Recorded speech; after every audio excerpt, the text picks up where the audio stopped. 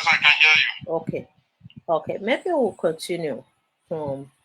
I think I asked you a question regarding your relationship with the Benin Kingdom. I saw a picture, a photograph of you and the late Prince Edun Akezua, the son of Oba Akezua. So, can you tell us a little bit about your relationship with the royal family of Benin? Okay. So, when it comes to the relationship with the Benin royal family, as said from the beginning, from our last episode last week, my family is a direct line at the front of Benin City. Yeah, my family is on the line of the second son who went. And since the settlement in our current location,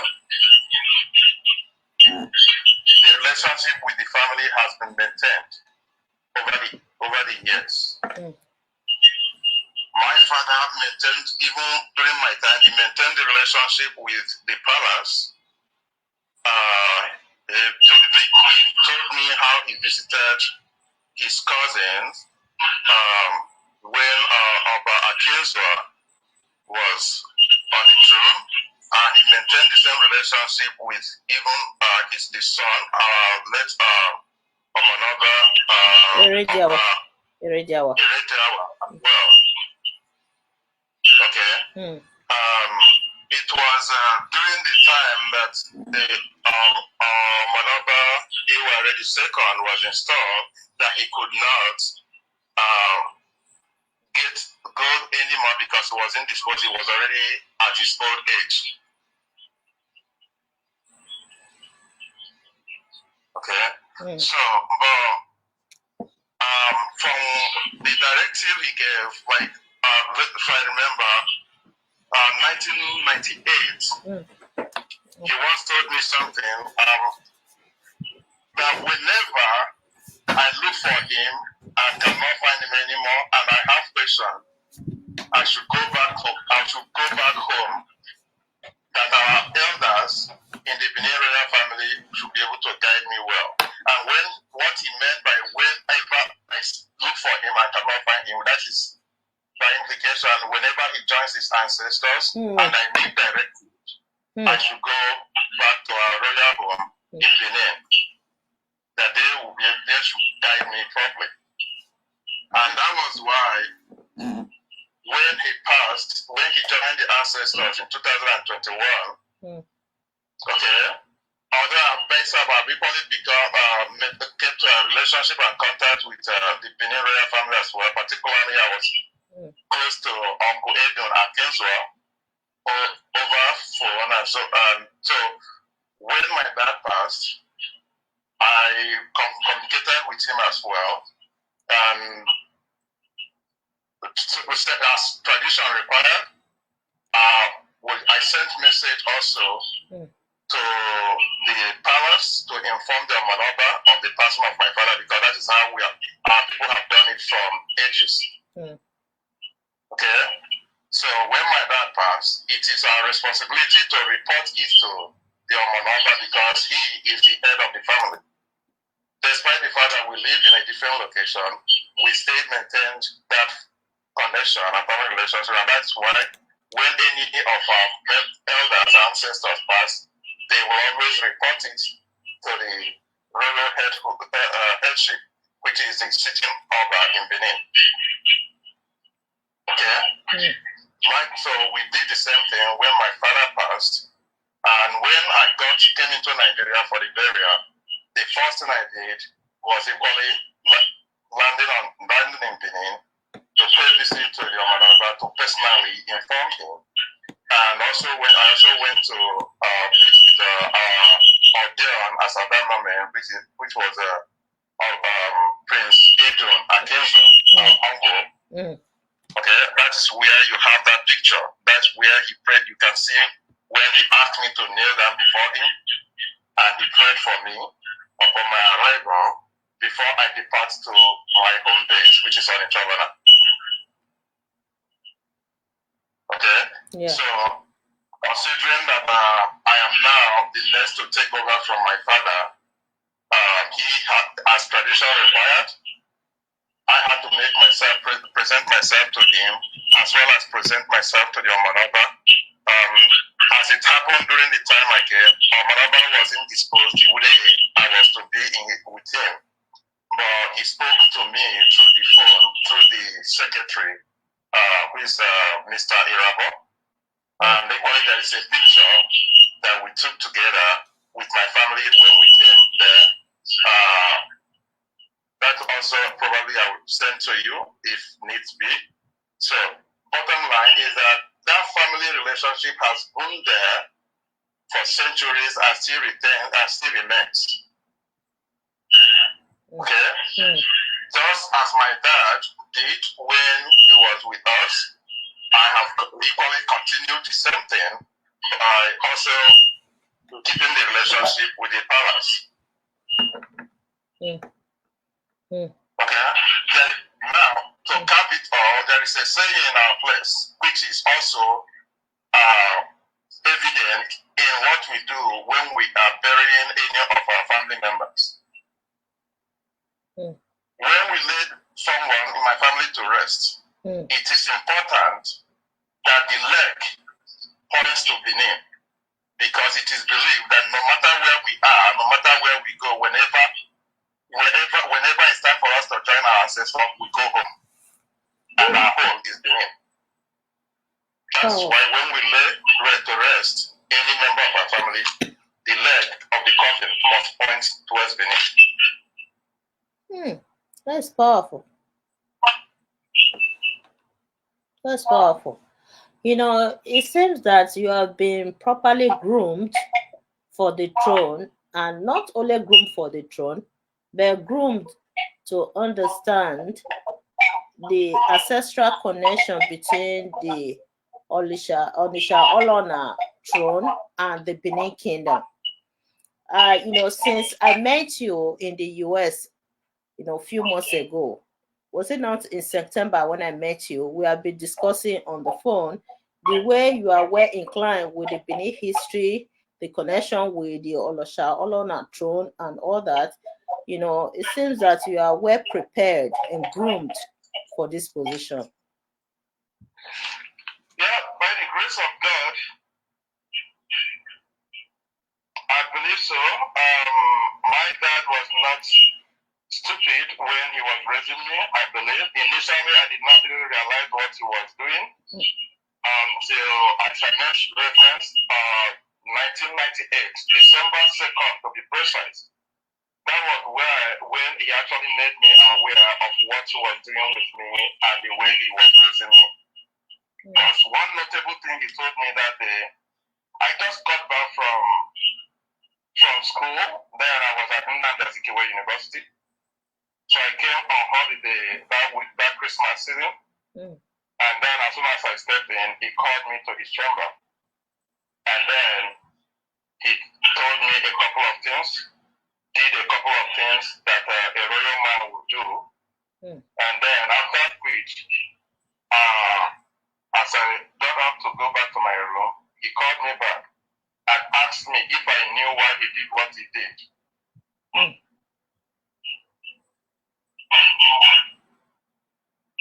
Okay, I told him no. Then he made that statement that whenever they look for him and can no longer find him, he wants to be sure of who he left the house with.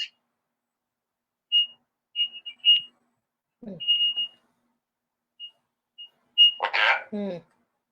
And that was equally when that same day he told me that in the event I can no longer see him, I look for him and can no longer see him, and I have questions regarding our tradition and customs, I should go back home, that our elders in Benin, in the Benin royal family, would guide me properly.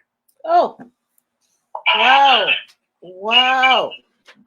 Interesting. Okay. So, Now that was why, as soon as he passed as well, the tradition has gone, the Omonaba has to know that he passed.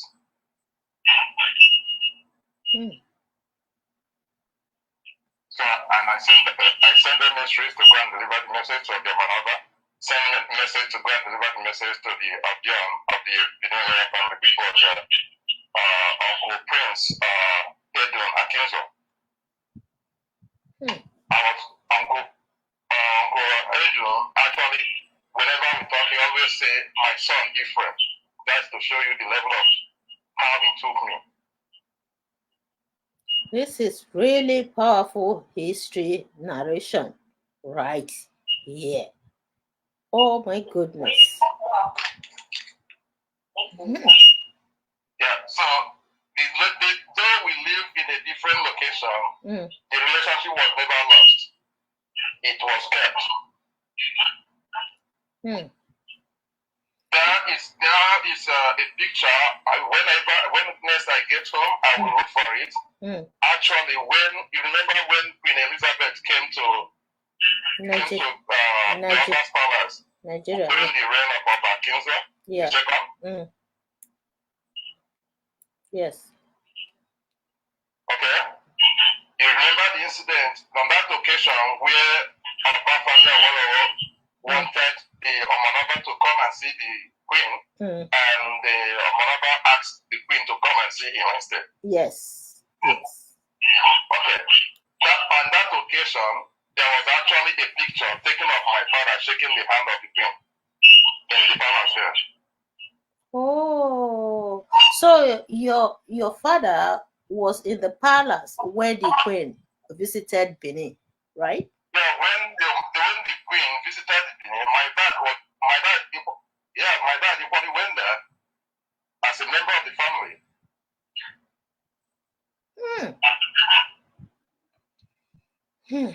So when next I get home, I will look for that picture and scan it. I will send to you as well.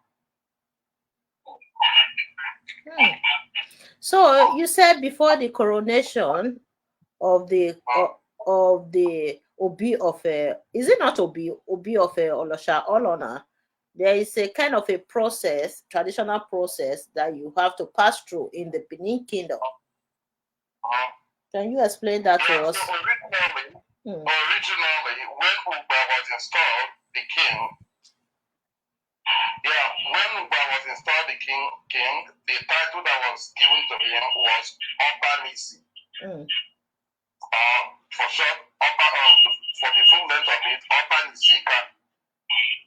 Okay. And when I asked my dad why that was the case, he mentioned that during the time when Urugwa mapped out the region where they fought war and made his younger brother the king over that region, so there was this idea of the Oba, they didn't know the exact Oba that was being referenced. Okay, so in order to distinguish between the two, that was how that was how we had the Oba Nedo and Oba Nisika. Okay, Oba Nedo is the Benin, Oba of Benin. Yes. Oba Nisika. Okay. The Oba Nisika, the Oba in distant land.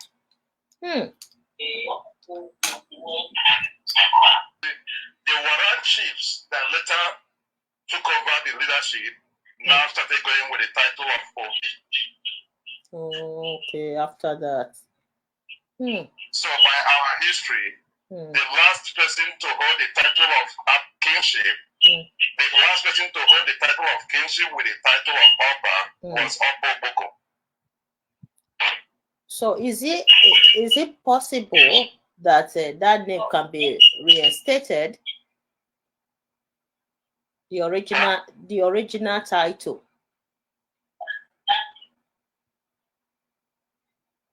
Can you hear me? Yeah, I can hear you, girl. Okay, I said, can the original title be reinstated? Yes, it can. That is why in our letter heading, in all our letter That is why in our letter heading, whenever we are sending a communique, you will see in the letter heading that is expressly is stated the house of Uber, the Upper Nisika. Okay, just emphasize on the fact that the title of our king is Upper Nisika, and I do not want people to misunderstand the difference between the two. The Upper Nedo is the Upper in Benin. Upper Nisika is the title given to Uber as the Upper in the distant land. What led to that, like I mentioned earlier or before, is that after the settlement of the warriors, you can recall that when Obesige passed, the Uruguay wanted to be a priest instead of being a king. Okay?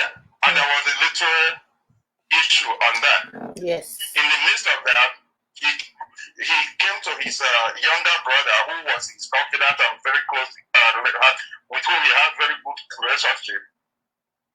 And they discussed this. His younger brother encouraged him to go back and ascend the throne. That was how he returned to Benin and took over the throne instead of being a priest. Okay?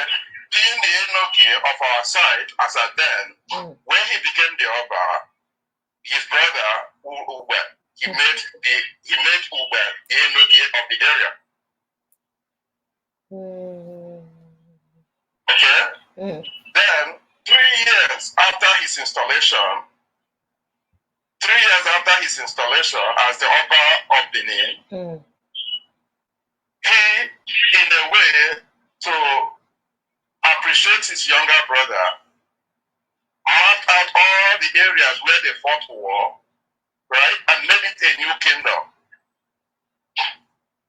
Okay? Then, by so doing, he installed his younger brother as the new Oba of that very area he mapped out of the ancient kingdom to form a new kingdom, so that his brother would take over that. And remember that if he had abdicated the throne, right, it was Ube that would have ascended the throne in Benin. Yes. Okay. So, in recognition of his younger brother's loyalty and honesty, that was how he mapped out the area where they fought the war and made him a king over those people.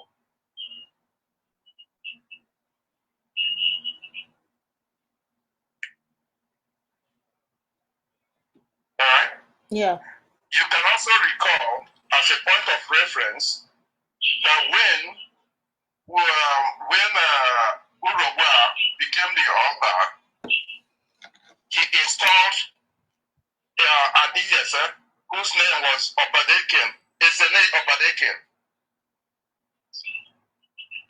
Okay?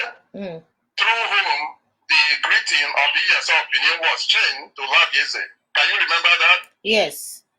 I think you said that before. So, okay. You can make reference to other historians in Benin. I'm sure they will confirm that. The Esele Obadeke was someone in the Ezechima territory or domain before. But he himself joined our warriors because, for some reason, he was loyal to the Benin monarchy. Okay, he joined our warriors in that war. And as a matter of fact, there is a river in Onicholona where when they saw the river, our people were thinking of where the water ended. And it was that Esene Opadeke that told them that he knows where it ended. In the statement he made, Animodwa, meaning that he knows where the river emptied into the Niger. That very stream till today is Nonicholona, and that statement was what the river or the stream was named after If you go to Anjora today and ask about Animodwa or Animodwa, they will show you the stream. The stream was named after the statement of Ezene Obedeke, who Urobua later made the Iyasa of Benin, from which the greeting of Iyasa Laviese came from. The Eze came from Onisha Olona and was an Igbo person, or? You mean Ezene Obedeke? Yes. Yes, Ezene Obedeke is an Igbo man.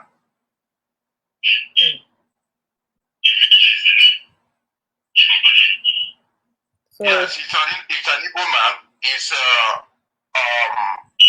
a member of the domain that Ezechima was ruling. Call it the dukedom that Ezechima was in charge of. He was a member of that.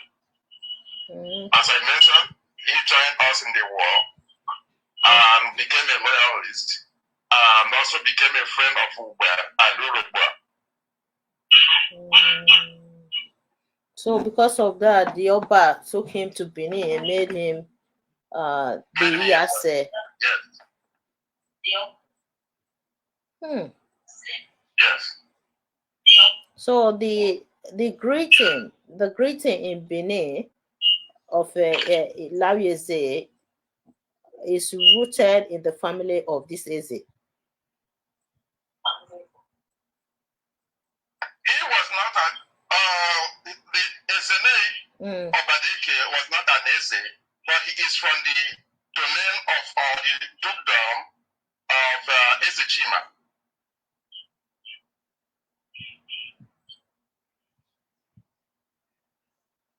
Okay. It's from the family of Ezechima. It's from the family.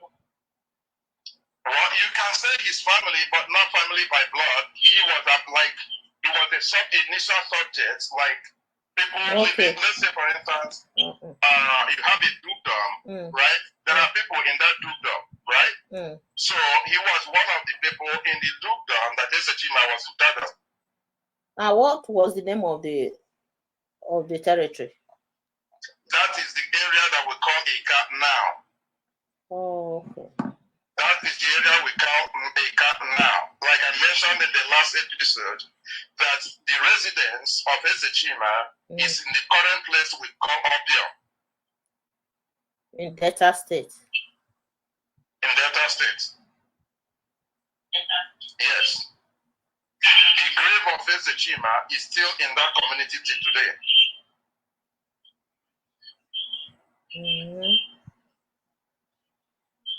At a point, from the historical account, something was about to happen around the grave, and an ant hill built upon the grave, protecting the place, and the place is now like a sacred ground, a shrine that they call Ezechima Shrine. It is there in Obio. Somebody can go and find out.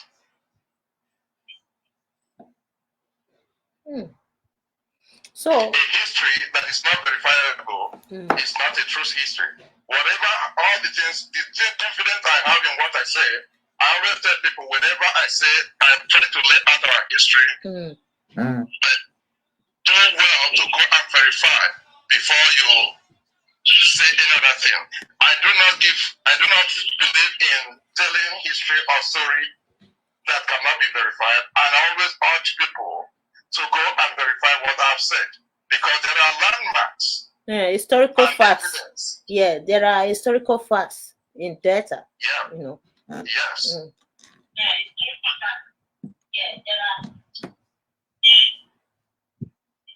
Fantastic. So, fantastic. That is just now we've established. I think in the course of this conversation we've touched up on the thing that actually we are supposed to be a different topic, but it's good we are touching up on these highlights so that when the full picture is presented, you'll see where things and how things line up. Fantastic. History is very interesting. This is a good example of history. Wow. Kudos to your father that passed down this rich history to you. And you are doing a wonderful job with the history right now. You know, I really enjoy listening to you.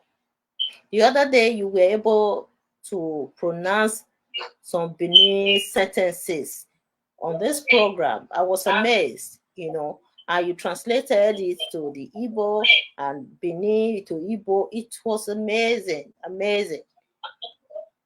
Some elders in Benin watched the video, the first one that we did, the first segment of this program, and they were amazed with your history analysis. This is fantastic. And you are prepared. Even the blind can see that you are really prepared for this throne. And we look forward to that. We look forward to that. You wrote a book as well, and the book also highlighted this connection, the ancestral roots of the Olosha Olona's monarchy. So you are doing a wonderful job. You live in the US. Tell us more about your relationship, how you have been able to maintain your connection with the people of Onosha Olona, given that you live here in the US. Okay, thank you for making mention of that. Yes, I thank my elders in Benin who you said I've watched.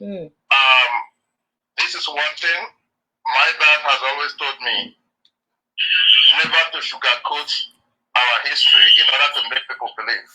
It is always important to say the truth and state the facts as they are, and leave others to go and verify what it is. And I also do that always, making sure that I am not imposing my story or the history of my people on people. Rather, encourage people to go and do verification and validate the story being narrated. I wasn't born when those things happened. They were just history passed down in the family. A member of the family is entitled to knowing what happened in his family and what did not happen in his family. And that is how the story has been handed down to us. Yes. And it is my intention to make sure that the history of my people is well known, because in the past, it was oral history being passed down without the knowledge of the public, which is the reason I wrote the book you referenced, which is this that I have in my hand.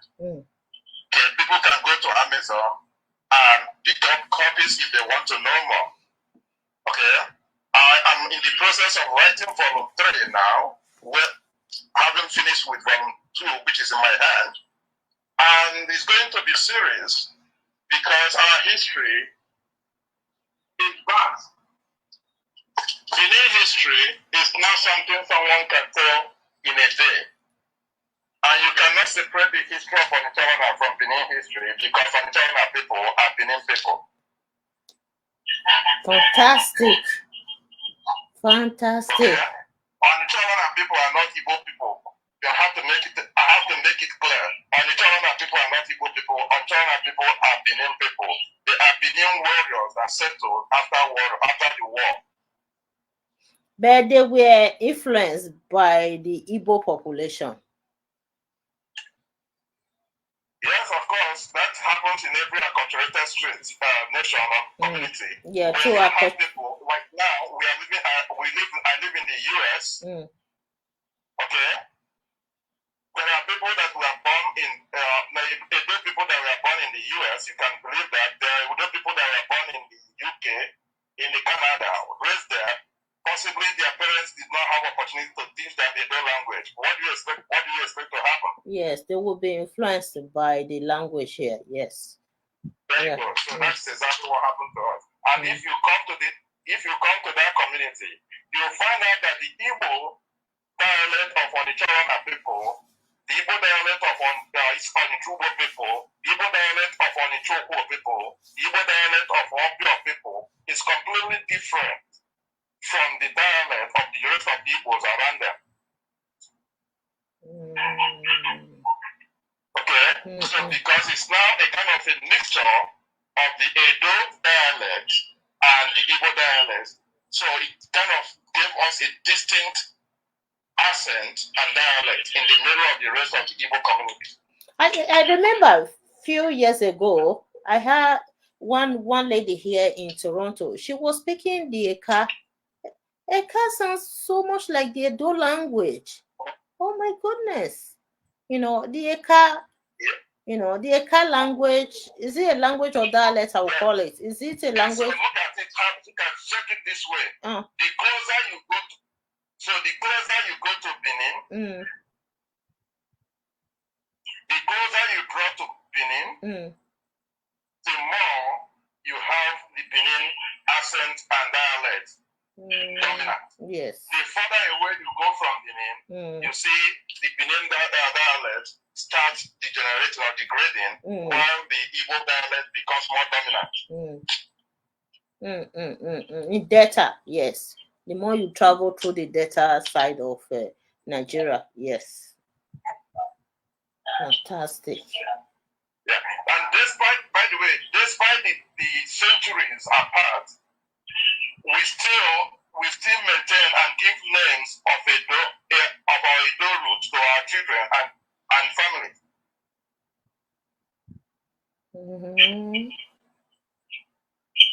Okay.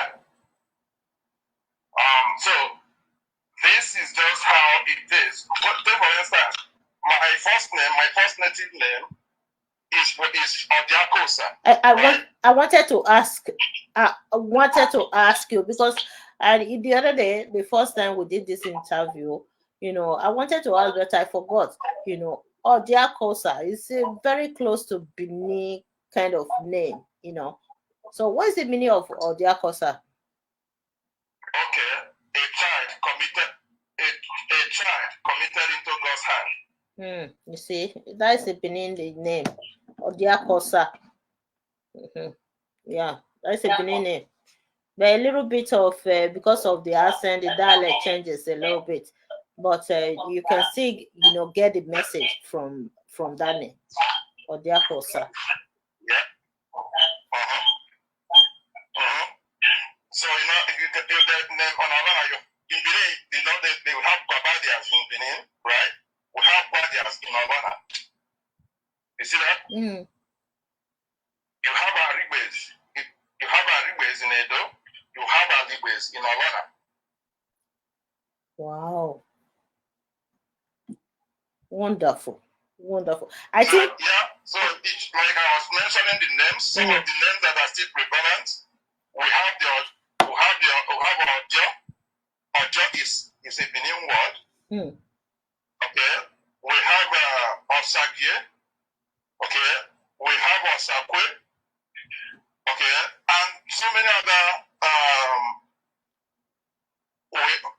names that are Esige and the rest of them, and we still have them. Osifo, we have those names in our history and in the families. Again, despite the centuries apart, the names and dialects are still internal, are still being maintained. Hey, this is interesting. Yeah. So, without further waste of time, I don't know how much time we have, but I think to continue from where we start. Yes. In the history last episode. I think for today we should just wrap up. Next time we'll continue with the history because it's gonna be too long. When it's too long, people will not watch everything.